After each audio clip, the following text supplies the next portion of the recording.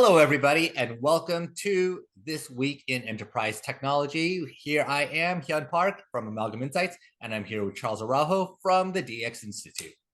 Hello. And it was a busy week last week, right? We got bombarded with a lot of interesting stories and a lot of interesting vendor announcements.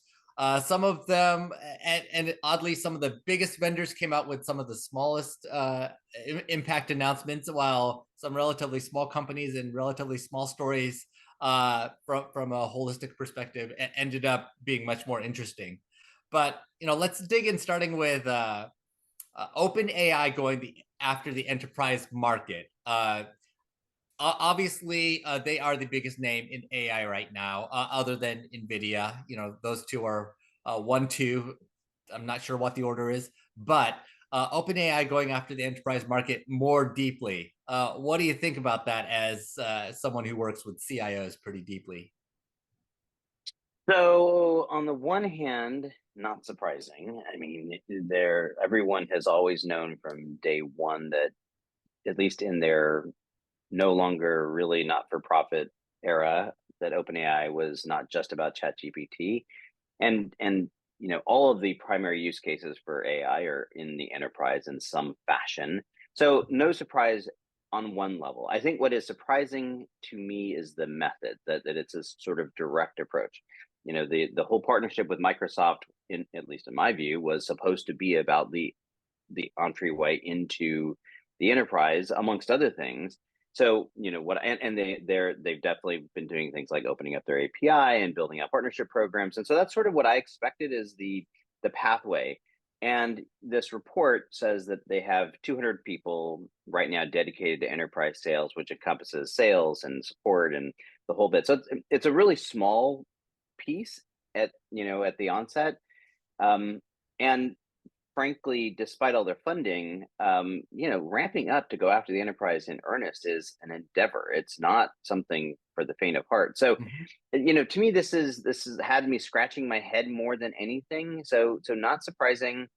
They certainly threw out some numbers about deep penetration. I take those with a big grain of salt, right? In terms of, yeah, no, there's no question that everyone everywhere, including employees all over the enterprise, are using ChatGPT, but to what extent are we really seeing enterprise adoption directly? So, it's on the one hand very unsurprising, on the other hand head scratching in terms of what is their end game and how does this affect, say, their partnership with Microsoft. And in fairness, I should say, Microsoft is making it very clear with all of their investments. There's a new one. I guess I don't know if we're supposed to be talking about it now because it just came out, I think, today. But a new $1.5 billion investment in an AI company out of the Emirates. So I mean, clearly Microsoft is also not like just having one partner at this dance. So I guess why should OpenAI not go after the enterprise directly? But it's still like, what is their real intention here? Yes, OpenAI's famous leadership blowup recently showed that every startup is inherently unstable. But this Wall Street Journal article by Bell Lin, I think one of the interesting things that showed up is how it's from the story is how quickly OpenAI is going towards the enterprise. It reminds me a little bit of when the Apple iPhone started going enterprise, and it was not an immediate process because Apple had made the purchase price process completely consumer to start with, to the extent that just when the iPhone first came out, it was impossible for companies to buy iPhones in bulk. You had to buy as an individual, and each phone had to be assigned to an individual. And it took a couple of years, honestly, for Apple to figure out first how to enable bulk purchases that mattered, or bulk support that mattered, and then develop things like Apple Care for the enterprise, to actually support the level of enterprise IT management that we associate with all of our endpoints and technologies. And I think that OpenAI is about to come in for an unexpected world of hurt as they start figuring out the nuts and bolts of IT support that we take for granted for every technology that comes into the business world. Well, and there's a whole other factor which we haven't talked about, and that is this whole AI fatigue that is already setting in. And people are already bristling. I've had CIOs, directly sort of complain about the cost of, say, Microsoft Copilot or Mhm. any of them. Adobe just introduced their AI chatbot for Acrobat, and it's I think $5 or $10 a month, and it's like it does not take a whole lot of back of the envelope math to figure out that this thing can explode really crazily. And so while they obviously have first mover advantage, if I'm a CIO, I'm looking at where do I place these strategic bets, and I'm not sure this is where I go. So I think you're right. I think they're in a world of hurt of across the spectrum of how difficult enterprise sales cycles are, how difficult enterprise customers can be from a support and administration expectations. I Mhm. think there's definitely going to be this issue with fatigue. So I think that there's this has, I think, always been sort of the thing that, despite all the hype that we haven't really talked about when it comes to OpenAI, is that I've never felt like they had a really long-term sustainable business model. I mean, we'll see if they simply make their business as a foundational AI platform and it's all based on the API, maybe. But we'll see where that goes. I think that the long-term play in the enterprise, to your point, is a lot dicier for them.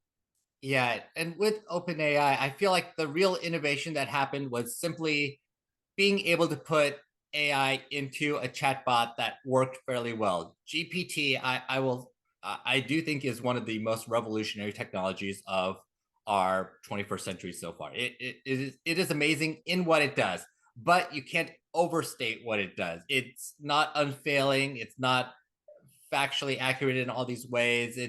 And at this point, every other generative AI company has caught up. They have a similar interface. So when you're trying to use Anthropic or Cohere or all the open source models, you can find a way to interface that is very similar to what GPT does, both on the chat side and on the API side.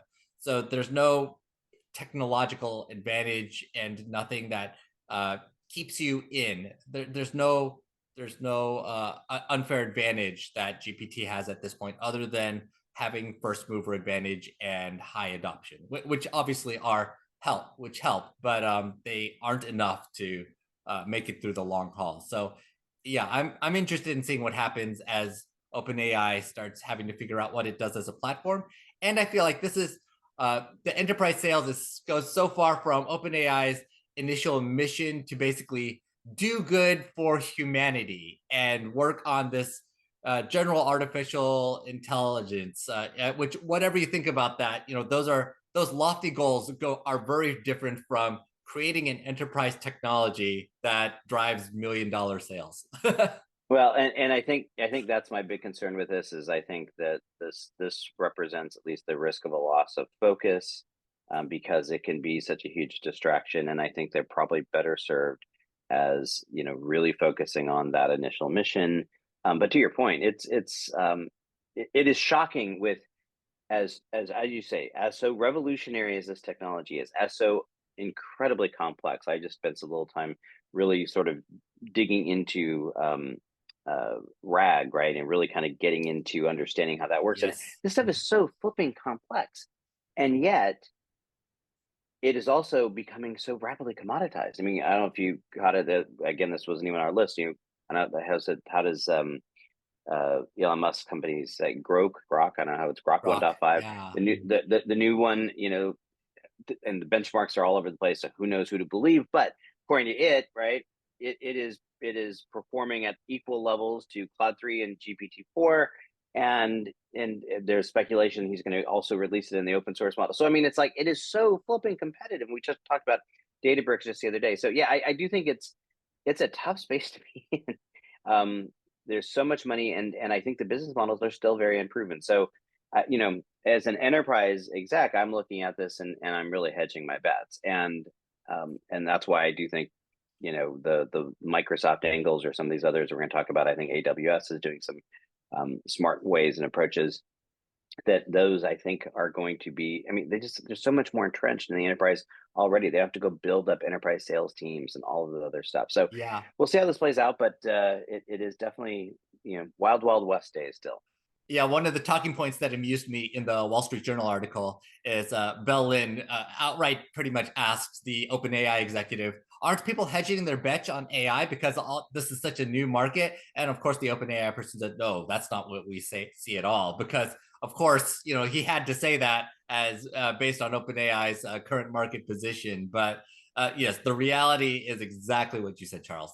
That we should be hedging our bets, especially since honestly the initial cost of using a new model, or at least from an introductory perspective, is almost zero. There's no real problem with opening one account with each model that exists, or creating one API call and testing it out in some experimental fashion. That is table stakes and very easy to do. So there's almost no reason not to have a little AI lab if you're an IT department of any reasonable size.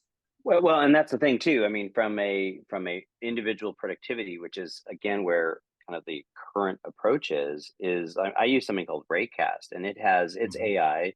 So I canceled my OpenAI subscription and signed up with Raycast, and part of the reason is that I can choose. I can literally, it's a little drop down if I'm using ChatGPT 4, if I'm using Claude 3, if I'm using, I don't remember. I think it's got like 5 of them now. I think Mistral's in there. I mean, and Mhm. so, like to your point, I mean, it is totally commoditized, and it's like they're battling over these nuances of these benchmarks, which again are not independently verified by anybody really, and so they're putting these benchmarks out there, and they're so technical. It's like, okay, so I do think it's a really challenging space right now from the enterprise perspective.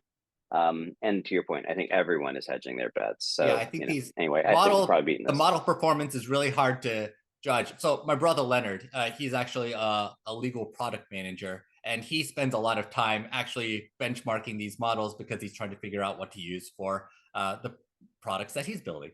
And it does get very technical. It's basically like these TPC database measurements where you're measuring data warehouse performance, and all those measures are also so technical that basically at the end of the day we're basically saying, yes, well, what is the TPC H100 numbers like? And I don't even know what that number stands for. I just know that we are looking at these two numbers to compare, call it Higher is better, right? Amazon versus Teradata versus Google versus Cloudera versus Databricks versus whatever. And we're just hoping that the number is good enough, but nobody really knows what the number stands for, other than, yeah, we did like 100 different tests that are all designed to do something. But speaking of, Amazon came out, of course, with their basically State of the Union last week as well, which is always an interesting read. I think one thing that Amazon probably does better than any other company is state what they stand for and provide clear guidance on what they're actually trying to do, and without using quite as much buzzwordery as everybody else. And so I know you took a look at this as well. I mean, we all read it, right? Because it's an important piece. So yeah. First of all, I'm a huge fan of Andy Jassy. I was so excited, surprised, frankly, when he was promoted from AWS to head Amazon overall. But Mhm. clearly, a sign at the time of the importance of AWS to Amazon's overall strategy. But to me, actually, I mean, there's the kind of the substance of what he said from it as it applies to Amazon specifically. But I actually thought that to me the biggest takeaway, the biggest thing that was important in it is it's almost a blueprint for CIOs to follow. So, I mean, if I can be reductive and sort of boil this down, they're basically his basic statement was that Amazon's focusing on two things: AI and efficiency. And I Mhm. love it because it's sort of with all the hype about AI, we sort of forget that we still have businesses to run and we still have to be executing. And so, he spent a lot of time talking about the need for continuing to drive costs down, but doing things in these, in my opinion, very smart ways. Things like, using technology and using data to identify how they can move warehouses ever closer to customers, which not only improves efficiency, reduces cost, but actually improves the customer experience. And I believe that that's one of those things that's always that benchmark that you always need to be looking and you know you're getting it right when you're sort of doing this, right? And Mhm. so this idea of leveraging technology, but also focusing on the business blocking and tackling, I think that's where every CIO needs to be right now. It's like you need to be looking at both sides of this, how you are evaluating AI and how you're evaluating any emerging technology, but always in the context of your blocking and tackling the Mhm. fundamentals of your business. And then specifically on the AI side, he identified sort of three things that was their focus. And again, to your point, I love that they're always so crystal clear on what they're doing, which we'll juxtapose with Google in a minute here. Yes. But he basically said it's three things. It's about models, apps, and chips. And what I thought was really fascinating is I looked at that and said, if I'm a CIO and I'm trying to figure out, going back to what we just talked about with OpenAI, right? How I'm placing, where I'm placing my bets when it comes to AI. I think it's a great framework, right? You need to be looking at the efficacy of the models themselves. We're talking about foundational models and frontier models, and where all that fits and what's useful for you. And that's where the whole the RAG piece of it kind of fits in, where it's Mhm. like understanding how you're going to connect the dots, understanding, we've talked about this before, AI apps are the apps that you're going to build on top of those foundational models, right? How you're going to then activate this AI, and then understanding chips, which is ultimately going to come down to two things: performance and cost efficiency, mostly driven by power. And so, looking at that through that lens, I think it helps take something that is very hard for a CIO to kind of get their head around, as far as how I'm placing a bet with an AI partner, and Mhm. now have a framework to evaluate it. And so I think, I'm always been a huge, huge fan of how they approach the market, and this just solidified it more. Yeah, and I also liked how Amazon brought up this idea of primitives. Basically, what are our foundational technologies? What are our Lego building blocks that we are trying to build everything else on top of? They want to start with basics and move from there and figure out which basics are most important to them at this point, which is part of why Amazon is working on chips. They realize that at the level of technology that they are working on, having control of their CPUs to some extent and their training compute capabilities is an important piece of their puzzle. It's not necessarily something you would build in your own IT department because you don't quite have that need. But for them, they realize, yes, despite wherever our business has been in the past, where we have to go now is building these chips. And they need to start figuring out the app story to a greater detail than they have in the past. It's not a secret that Amazon has kind of struggled in the app department compared to some of the other hyperscalers and some of the other large IT companies out there, like the Oracles and SAPs of the world. And Amazon brings it up regularly that they are missing, call it 85 to 90% of the IT market because they don't have the right products to be able to even compete in that space. And this is one of them. So, so Amazon knows that they need to dig more deeply into these specific areas, all the building blocks necessary to build models and apps and hardware, and then that is where their mindset and starting point is, and it builds up to everything else they do as well. Because this letter also talked about what they do from a retail perspective, from a robotics perspective, a warehousing perspective, a logistics perspective, and this all comes back to the AWS, the compute and storage capabilities that we all know and love in the IT world. Yeah, no, I think one of the things that, I mean, we're going to talk about Google in a second. If I'm a CIO Mhm. today, we in the past talked about Oracle, and I think they both, Google and Oracle, have their place. But I'm looking at this, and I land on either Microsoft, the Azure platform, or AWS, and mostly because what I think that both these companies have been phenomenal at is having a very clearly articulated vision, and they're not the same vision, right? Mhm. They are divergent.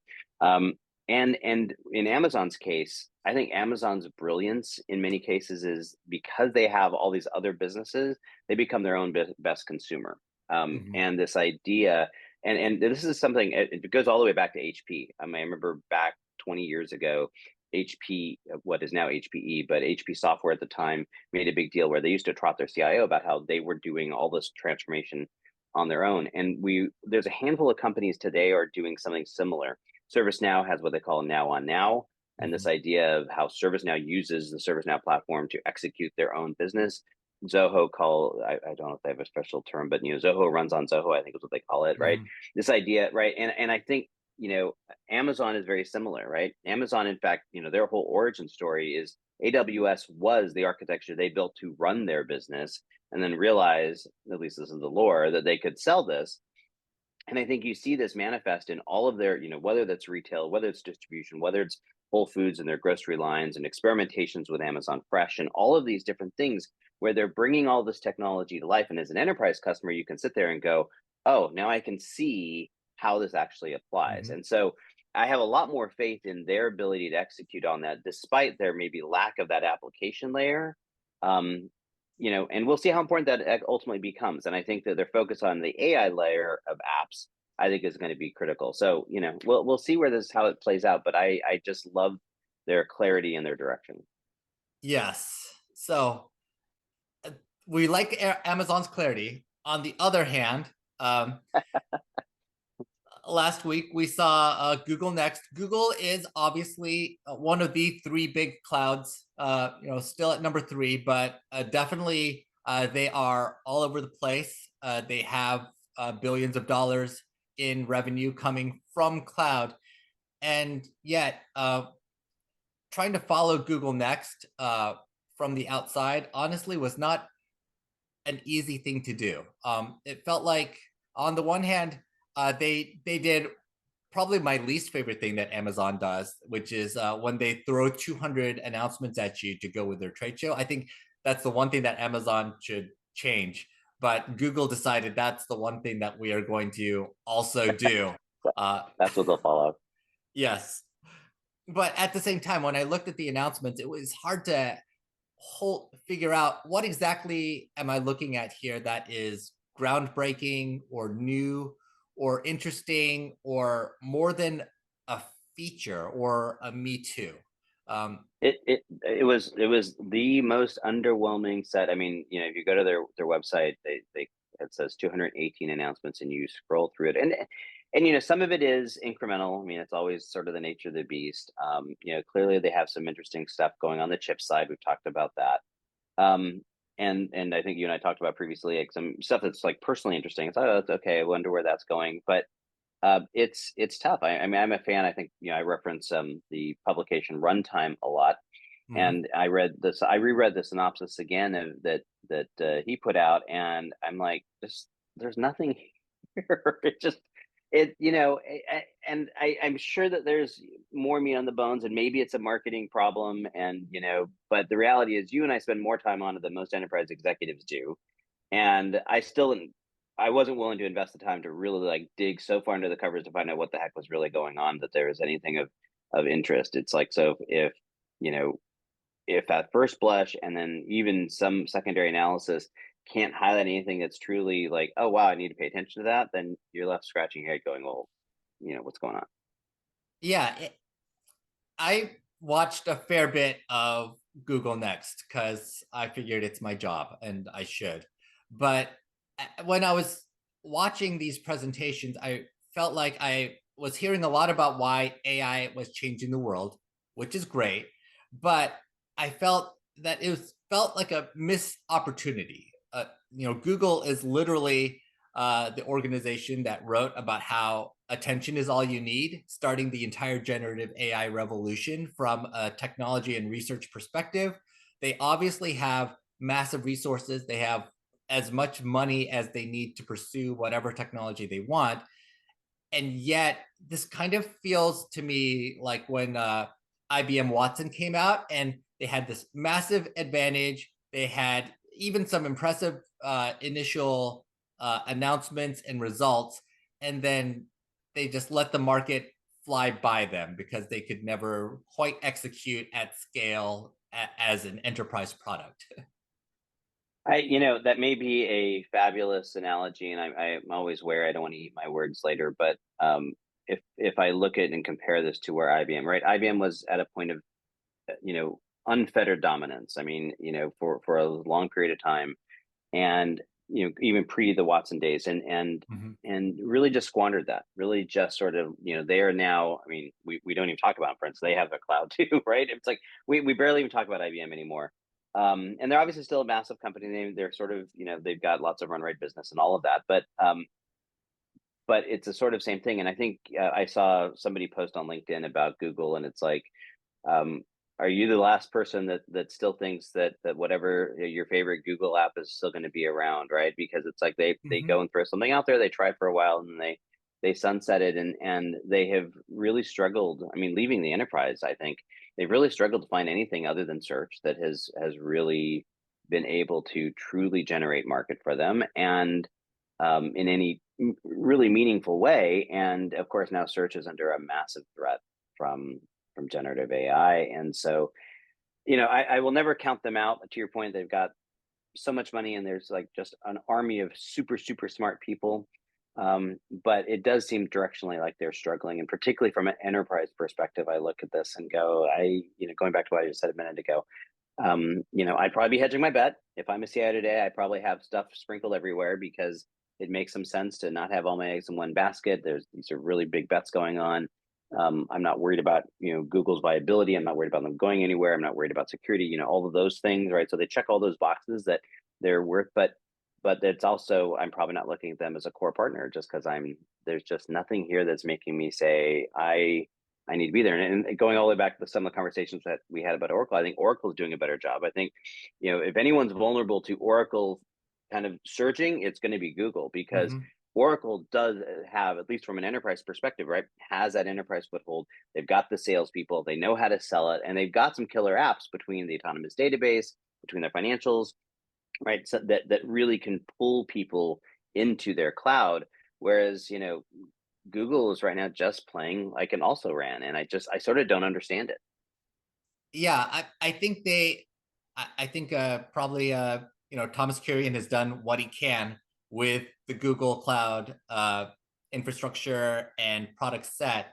But when you sunset products on a regular basis and do not have the same reputation for enterprise support as Oracle or Microsoft, and you don't have the customer centricity focus that Amazon has, it's hard to compete. When I think of Amazon and Microsoft, sure, they mess up at times, but are they customer centric, and do they want to be absolute number one, best at what they do? Yes. Microsoft wants to give you the apps and be the best at it. Amazon wants to provide those foundational products to customers and be the best at it. And they know that's what they do. And they talk about it every single day. And when I think about Google as an enterprise product, I think they're also bringing their scale to the enterprise. But that's as far as it goes. Other than scale, they haven't figured out what they really stand for from an enterprise perspective. And even with Oracle, I know what Oracle stands for in the enterprise. They have, whatever, 40, 50 years of, And yeah.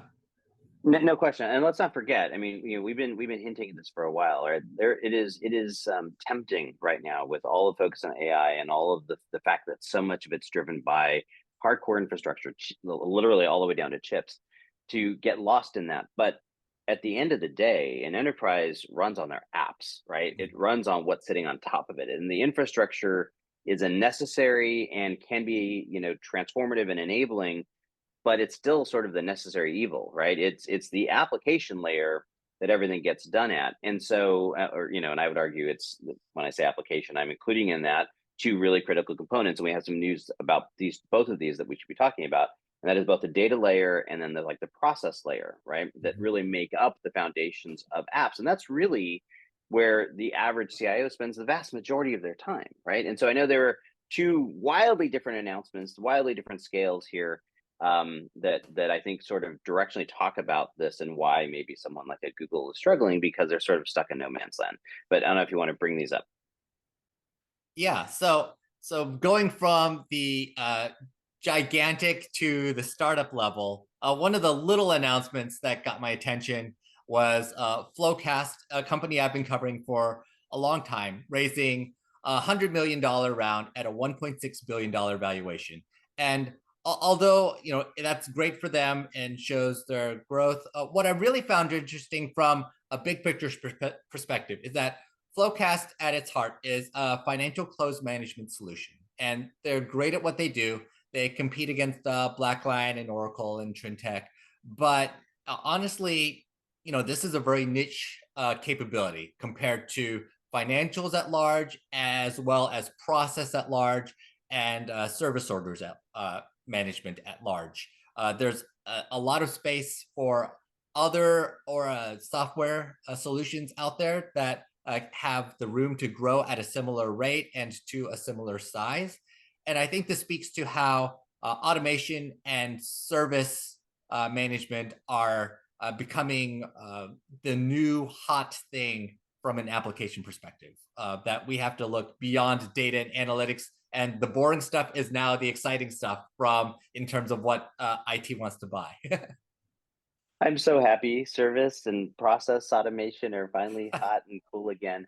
I mean, this has been my bread and butter forever. I do not know this company. I don't know this space, but I'm going to add one extra layer to it. So obviously, we've been talking a lot about the process and the automation of business processes now suddenly, particularly in the era of AI, a critical building block. And so I think we're seeing all kinds of movement around this. We've talked in the past about ServiceNow and Celonis and others around here that are doing amazing work there. What I think is interesting, and I think you're going to see this begin to play out, Mhm. is that this idea of, and this actually applies even to the Google conversation, of broad-based approaches to a market and niche-based approaches to a market. And often at the beginning, that broad-based approach can work really well because people sort of don't know what they don't know. They don't know how to apply this. They're looking at this in these broadest terms. But as markets mature, that niche focus becomes all critical. And so it doesn't surprise me, I guess is what I'm saying, that even though I've never heard of this company, that they're basically now a unicorn because it's focusing on a very specific problem that needs to be solved. Mhm. And what I think is interesting about that, and if you're an enterprise tech company, you should be really paying attention to this, is that you're seeing this play out. I mean, look at Oracle's acquisition of Cerner, which is obviously a huge company, but this idea of applying broad-based technology now specific to healthcare. Or look at ServiceNow. We talked about them. I mentioned a couple weeks ago that they've got this massive set of products. Well, why? It's not really different products for the most part, right? In fact, ServiceNow mostly calls them workflows, right? Mhm. All this is specific workflows that have been built and tailored for specific use cases, typically industry use cases that are very, much more niche oriented. And I think we're seeing this across the board, is that ability to start taking all of this down and embed some industry knowledge, some expertise around it becomes really, really critical to finding success in the market as you have just this plethora of choices. And I think going all the way back, that's where I think Google sort of is struggling. It's like they're just this big open platform, and it's like, okay, figure it out. And there's just nothing to really sink your teeth into. Yeah, about a decade ago, there were, I would call it, two platforms that I looked at as kind of being like enterprise Play-Doh. Like they sold the ability to do whatever you wanted with it. And those two were Anaplan and ServiceNow. Basically, they would both go to market saying, we can go into your organization, and then you can set up whatever you want from a planning perspective for Anaplan, service perspective for ServiceNow, and we can handle supply chain or IT or finance or customer service and figure that all out. But what ended up happening is, with Anaplan, simply being able to create that planning capability wasn't enough to continue meteoric growth forever and ever and ever. Whereas for ServiceNow, apparently it does. They continue to grow. I see nothing stopping them from continuing to grow further. And at the end of the day, the ability to map process ends up being a much more scalable capability because it can both support process at a very manual and human level, as well as go deeper into things like AI, where it can actually help map how your AI should work at the end of the day. It ends up being that core piece in the middle that is important to manage from a digital perspective. ServiceNow, was a little bit lucky, a little bit good, but ended up being but obviously has executed like gangbusters and continues to do so with top tier leadership team and great execution. So I think a lot of that speaks to the importance of process, but also like thinking about FloQast for a second. ServiceNow can also manage financial close or any sort of process for that matter if you just create the workflow correctly.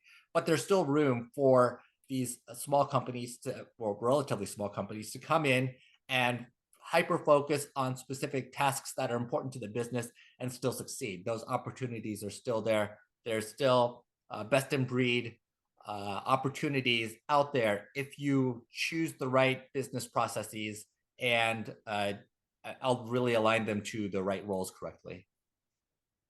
Yeah, and what I think is interesting is that this the whole idea of how you transform the sort of broad-based capabilities into value almost always comes down to the application of some form of a specific proprietary expertise, knowledge, data, something, right? And that's always the trick. And so there's a couple of ways you can do that. You can use part of the whole ServiceNow, or like if you look at Databricks, right? Part of their whole strategy is we can help you build that, right? Effectively, Mhm. it's custom. Or there's companies like FloQast, which is basically saying, hey, you don't need to go build that. This is something that we can create and bring to the table and sort of embed that specialized knowledge directly into the product. And I think both are very viable. Where I think you run the risk of just saying, here's a platform, knock yourself out. And that's where it's, you're going to run into issues. So, we talked about there's two sides of this. And I think what's interesting is that my background, of course, I've been focused on digital transformation. And, Mhm. people go, well, AI is all different. I just look at AI as just the next sort of iteration of digital transformation, what it all boils down to. And I've long held that is driven by, from a technology perspective, two fundamental things: process, what we've been talking about, and data. And so the other big announcement is all on the sort of on the data side. And for some people, probably myself included in this, somewhat surprising. Others, I think, have been less surprised by it. And I know you wrote a fair amount about this already. But that is Salesforce's announcement of, or at least I guess it's a rumor, it's not an announcement. So reported by, I don't know if it was the Wall Street Journal or Reuters, somebody who broke this, but that they are in talks to acquire, currently very late stage talks to acquire Informatica. So what is your take and read on this? Yeah, so we've talked about this before around Salesforce's earnings and finances, but right now, the past couple of years, Salesforce growth has really been driven by their data cloud, their acquisitions of Tableau for analytics, and then MuleSoft for application integration. Both are that area for them is growing about 20% a year or more, whereas the rest of their company is basically growing 10% or less. So obviously, you invest where you can grow. And since Salesforce knows how to sell data and they have this huge amount of master data and customer data associated with being the Salesforce platform, they are seeing that they have this opportunity to really own the data space. And I think that's what's really driving these rumors or late stage talks, or wherever we are in this acquisition phase, that we're not going to announce it, but definitely something's happening here. I actually think it makes a lot of sense because when you think about Salesforce in this day and age, you think about this core set of data that's being augmented by maybe hundreds of other data sources. It is a core part of your sales, marketing, and customer service if you have invested into Salesforce. But the ability to further integrate with other data, build that data catalog, go deeply into master data management and going more deeply into data quality and all these other areas where honestly Tableau and MuleSoft fall a little short because it's not their core focus. I think that's a real opportunity for Salesforce. So, I saw some people kind of question online about, why are they doing this? Don't they already have MuleSoft? And I've never seen MuleSoft and Mhm. Informatica and really the same space. So, that part, but that's also the reason why I'm sitting here scratching my head now. In fairness and full disclosure, I scratched my head when they did the MuleSoft acquisition, and I've gone on record as saying I think I misread that one. So maybe I'm misreading this one too. But my first inclination when I was reading this, it's like, are they going to change the name from Salesforce because they keep getting further and further afield from kind of the roots of where they started? Really focusing on sales and marketing data. I can sort of make the case in my head that to the extent that their core focus has been on the enablement of the sales and marketing function, that you could, while there has been pieces around the edge, certainly Slack, arguably Tableau, that have use cases that go far beyond that, it was a worthwhile acquisition because they were also integral to that function. I look at Informatica, and I look at, there's so many other elements of the data spectrum that go so far beyond that. I mean, is Salesforce truly trying to become a what then? A data company? Is that Yeah. where they're going? So then I question, it's like, well, if that's really the case, then going back to the conversation we just had, part of, I believe, Salesforce's success was always that they were very good at identifying their niche and executing well on the needs of those customers. And they're almost going with this acquisition, signaling that they're going the opposite direction, becoming this super broad-based company. And maybe that's, like I said, I may stand corrected on this, and looking at this going, this is the right call. I'm inclined to think that it may not be, at least if they continue down the approach that they're taking, which is they're becoming this sort of conglomeration of only slightly integrated and interrelated products. And that then says, well, how is that really providing me benefit, other than you now have leads onto one corporate roof to boost your earnings or whatever? But as a CIO, what's the buying advantage? And so I'm not, I don't know if I'll say go as far as to say I'm bearish on this, but I'm sit here and at least middle of the road going, I'm not sure I'm getting this. So I'm not sure if this is good or bad for Salesforce, but I do feel like, just kind of from an evidence-based perspective, I feel like Salesforce is one of these companies where they've been aggregating data for 25 years. They've made a ton of acquisitions over that time to create the marketing cloud, the service cloud, all these other clouds, but never quite integrating it into the core Salesforce schema. So part of the reason they got MuleSoft is that they themselves had the need for application integration, and knew that to make these things play together better, they needed some API and application integration capabilities as a starting point. And this is just going deeper into that, because now Informatica doesn't just do application integration, but they go deep into data integration and streaming and real-time data and all of the rest of the data that's involved. And I think Salesforce is kind of embracing this evolution and realizing, at this point, we are 25 years of aggregating every type of data, and probably, I don't know, 20, 30, 40 platforms together. And the best we can do is be an enterprise integrator to help support business going forward. Whether that's the right direction for them or not, if this Informatica acquisition goes through, that's what they're becoming, for better or for Yeah, worse. where I say, I often will hold Salesforce up when I'm talking to other tech companies about how do you go to market. And one of the keys is that Salesforce has always had this super clear and compelling vision of the future.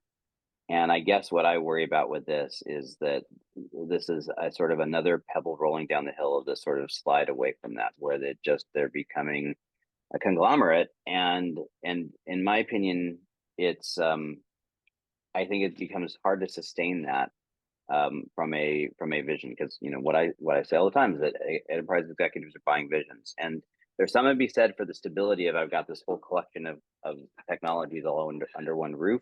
But if they're just a collection of technologies, I'm not sure that I see the value. So we'll see. I mean, I think of the players that they could have acquired in the space, I think it's a good acquisition from that standpoint. But I'm still on the fence. So I guess we'll see where it plays out. But I know we have one big topic that we're going to run out of time for, so we probably should move on. Yes, let's move there. So last thing is you ran into this incredible breakdown of LLMs and kind of the future of AI, and on the Synthetia, I want to say. I'm not sure if Yeah. I'm saying that right, but on that platform, it was a very interesting view of where we're going with AI and what CIOs should be thinking about, frankly, even if it wasn't quite positioned that way. Yeah, it definitely was not positioned to CIOs or to the enterprise at all. It was really talking about really this very broad question of, will LLMs lead to HEI? And you mentioned at the very beginning of this conversation that, OpenAI's stated mission is to effectively create AGI. And, artificial general intelligence is this sort of elusive term that is being redefined, I think, as we speak. But this idea of super intelligence that effectively can, I don't know if the word is compete, but effectively be like human intelligence or what have you. And what I found most interesting in going through this article, and it's very deep and very comprehensive, and we can't possibly do it justice here. And I'm really curious to hear your take on it. But I think that one of my big challenges with all of this is that we've now reached this point where AI has become synonymous with LLMs and generative AI, and we all know that is, well, maybe we not all know, but that is clearly not the case. There's huge spectrum of AI. AI is this broad category, and LLM specifically. We obviously we've talked a lot about the limitations with hallucinations and what have you, but it's a very specific approach to it that has very distinct limitations. And what I thought was interesting in this whole conversation, in this article, it was an interview, is it sort of broke down these specific elements that I think, and I like I said, I don't know if we can get into it, but I think as a CIO, I'd be reading this and going, these are the things I need to be watching for. As I'm trying to figure out what my AI strategy is, this helps me understand where I can apply this and where it doesn't make sense to apply it. So I mean, I know there's a lot to it, but I'm very curious what your take on it all was. Yeah, this breakdown of basically Jan LeCun thinking about AI. I took down a kind of four basic themes. One is an understanding of the world. Second is around persistent memory. Third is around reasoning, and fourth is around planning. And this story basically goes into all of the ways that AI is weak in these areas, and that's important. It's important to understand about the limitations of what generative AI does, because it's based on words, and Yeah, words specifically that LLMs are weak in these areas. Yeah. yes, because those large language models, words are very limited in what they represent from a data perspective. And yes, like I have a degree where I looked at semantics and semiotics and the power of words, but at the end of the day, words only take up a certain amount of data. Like you can listen to about 150 words per minute. 150 words is about a kilobyte, like a very small amount of data. Whereas if you think about a minute of video, you're processing via video and audio, probably something like 50 kilobytes of information, and then times 30 frames per second gets you to about a meg. Times 60 seconds, suddenly you're at 60 megs or 100 megs, and that's processing 1 minute of the world. You've basically streamed through 100 megs of data, and your brain has done something with it, versus 1 kilobyte of information of those 150 words. Like it's just a massively different amount of data that reality has compared to words. And words just aren't the entire picture of demonstration of the world. Yeah, and to a certain extent, I found that not disingenuous, but imperfect, right? Because that's assuming what it takes to deconstruct an image or an audio into Mhm. the way we would look at it, which isn't really the way our brain works. But the big point that I took from it is that LLMs are simply doing this like a one-dimensional view of the world. Yes. And we as humans, and I mean, I have a 1-year-old, right? And I'm literally watching this play out and watching her explore the world, and she is doing it with almost no language, and seeing how she's learning and how she's adapting. And so you can clearly understand that. Like I think we all intuitively get this. But the question is, well, what does it mean? How do we use this to drive strategy? And I guess before we go any further, we should clarify a few things. So Jan LeCun, who we're referencing with this article reference, is Meta's top AI scientist, and he and Meta are champions of what I guess you'd call a competitive approach, even though Meta has its own LLM, but they're champions of a competitive approach called joint embedding predictive architecture, which I don't know that much about. So he has a horse in this race, but he's making this point that LLMs are cannot have this true understanding of the world. They don't have all this, the visual, the audio, all these other kind of elements to it. As you talked about, they don't have persistent memory. Although this one I don't entirely agree with. I mean, increasingly LLMs, at least I think, have the ability to come up with that. But the other two elements, which is this idea of reasoning and planning, are harder, although we're also seeing some movement around it. And there's another article, which I haven't finished reading, so I didn't share it with you yet, that I forgot what it's called, but something about how if Gen AI is a hammer, the whole world is not full of nails, right? Mhm. The same basic premise here.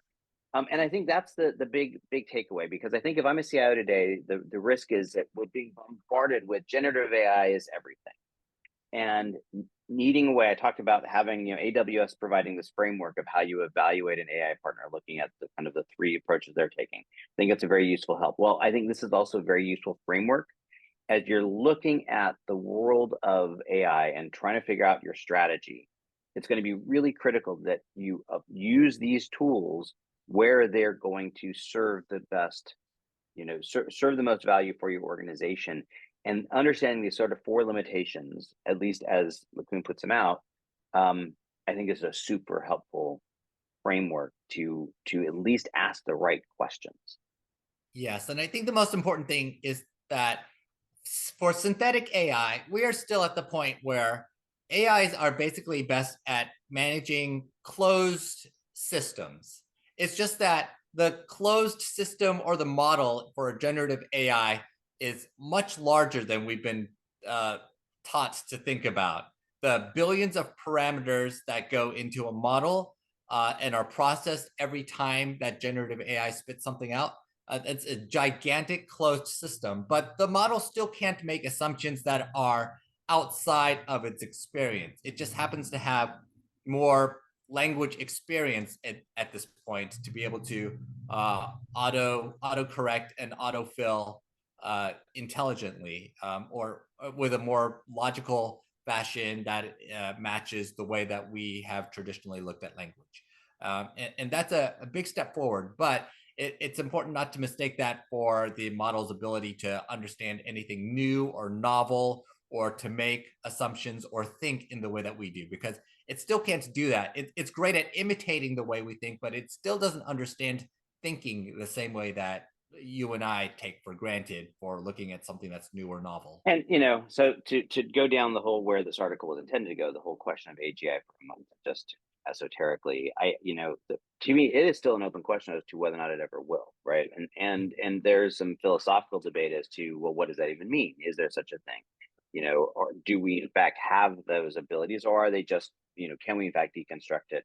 And I think that it is a really interesting question as you sort of dive into it. And I think it's a worthwhile philosophical, thing to be thinking through.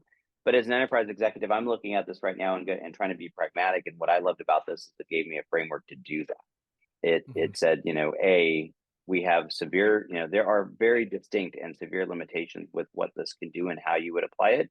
But it's hard, particularly for anyone who's non-technical, even if you are technical, frankly, but particularly for non-technical people to kind of get their head around it.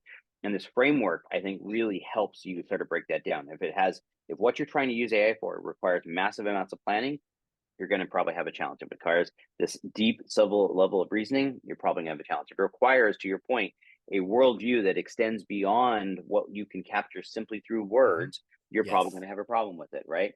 And the fourth one, the memory, right? If it doesn't have that persistent, if it needs that contextual, and I think it's going to change. I don't know that the limits of LLM that in fact, I'm quite sure we haven't hit the limits of what LLM can do.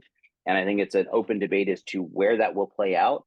But I think it's a super useful framework when you're trying to evaluate it. And I think that's where we're all at right now, trying to figure out what are the use cases that make sense? How can I apply this? How can I generate value from it now? And how do I mitigate my risk? And so that's when I read this, why I got kind of really excited about this article, because I thought it was just so, in addition to being intellectually stimulating, it was very useful in how to frame it.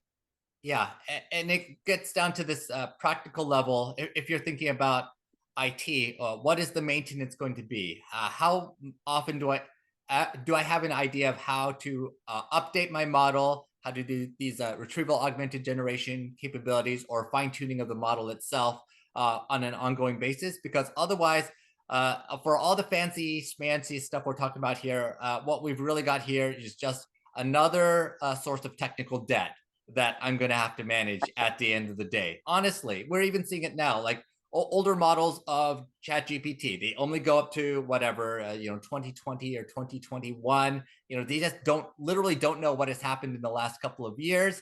And then the flip side is when you do see something that takes real life data into account, it often gets worse and less accurate because it doesn't understand context. It doesn't understand the world well enough. And so we're making all these balances right now, trying to figure out, is it more important to be timely or to be accurate within a closed time frame or a closed subject matter expertise?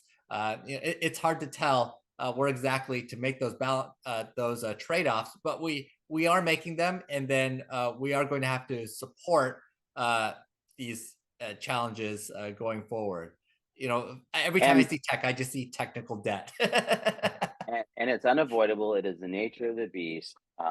And I think it's a great way to close this out. Speaking of technical debt, my absolute favorite story from the week came from our a Technica that apparently affects you personally, which I wasn't aware of here, but that the San Francisco train system, what is it, the San Francisco Municipal Transportation Agency, which Yes. runs the Muni in San Francisco, apparently um, still runs a system using a 5.25 inch floppy disk. I haven't even seen a picture of one of these in decades. And apparently they use it from some core. I didn't fully even get what this is, but they're like loading the system off of this thing every morning or something. Yes.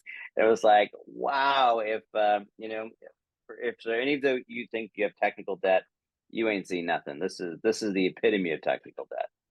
It's like I I remember, like, as a child, literally as an 8-year-old child, loading that floppy disk into my Commodore 64 so I could get started.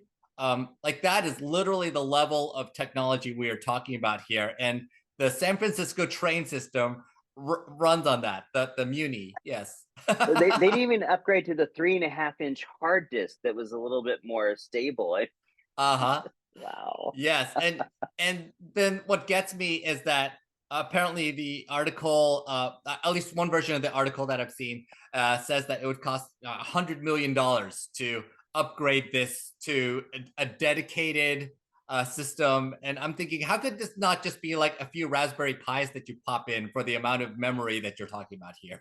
Supposedly, it's an ongoing project that's been going for years and costs millions of dollars. And I mean, far be it from me to question somebody, but I mean, I honestly was flabbergasted. I couldn't Right. believe it, Anything that can but fit on a floppy disk can fit into a flash drive or like any number of, chips anything. that, toys that are this big, and it can literally fit into anything. It It's it made amazing. no sense, but hey, at least it gave us a good laugh. And I think I'm going to send the article to the city of Birmingham to make them feel a little bit better that they if you remember that story. About their But Oracle anyway, upgrade. Yes. yes, exactly. So anyway, well, hey, that a good way to end it. As always, a good show and a good conversation. Yep. Uh, Always a pleasure. And we'll do this again next week. Great. Take care.